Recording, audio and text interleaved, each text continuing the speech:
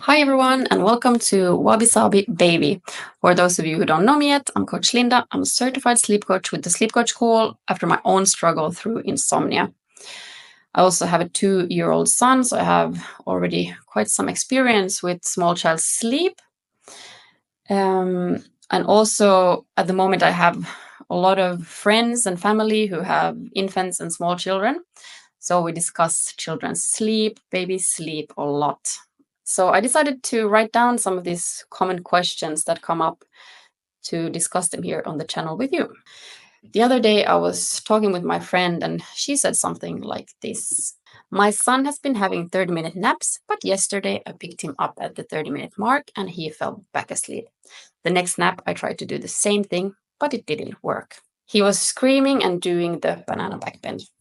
And of course, I can totally relate to this frustration when your child is going through these phases with having only 30-minute naps. For me, it was a big shock going from longer naps to all of a sudden just having 30-minute naps. And this is actually very, very common and normal.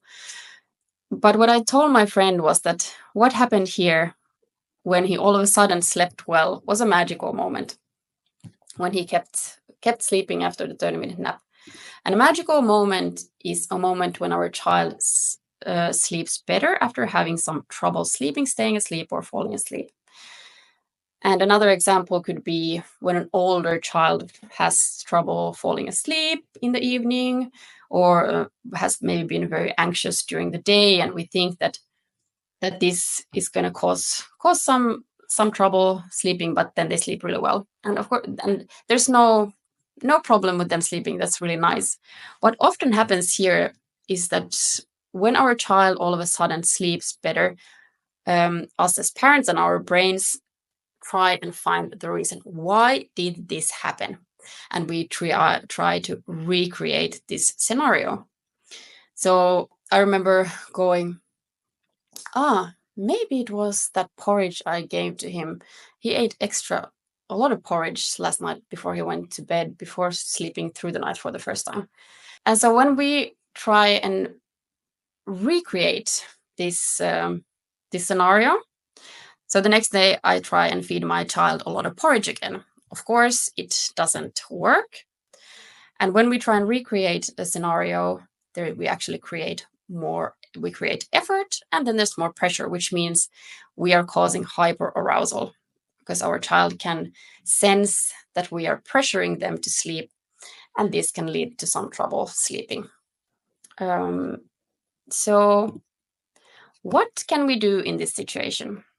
Well, first of all, I would like to go back to my friend. So the next time I visited her, I asked, well, how are things going? And she said, yeah, I just put him to sleep on the sofa and I wrapped my scarf around him and he stayed asleep. And then I looked at her and I smiled and she looked at me and she started laughing and she said, it probably wasn't the scarf, was it? I laughed and I said, well, most likely it was not the scarf. We never know that. We can't know if it was something maybe made it easier for them to sleep. Maybe the scarf brings some safety and your smell.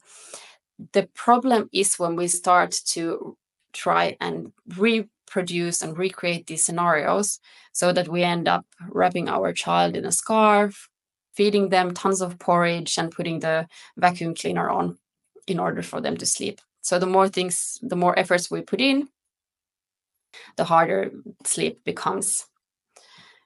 So just being aware when our brain is going into this problem-solving mode and trying to find a reason why our child slept is that the only thing that matters is gas and brake. Gas is a sufficient sleep drive and that we don't have any brake, so that there is no hyperarousal. So it's not the food and not the amount of sport that they did. That matters. The next thing that we can do is to practice acceptance and self-kindness. We can accept that there is very little we can do to our child's sleep, especially when they are under 1 year old. Having 30-minute naps, although very frustrating, it's very normal. So whatever you choose to do in this moment at the 30-minute mark, either to pick them up or trying to put them back to sleep, there's no right or wrong. Whatever you choose to do in the moment, it's the best alternative for you. And lastly, self-kindness. If we find ourselves frustrated or feeling that we're failing with our baby's sleep, or as parents, to be really kind with ourselves and really remind ourselves that both your child, both our child and us, so you're doing the best you can right now, and things keeps changing all the time. It's every time you feel that you crack the code, something changes. So um, practicing self-kindness as parents is so so so valuable.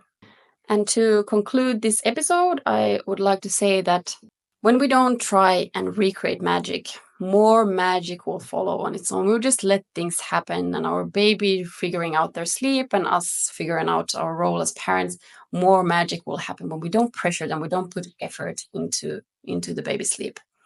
More magic will follow.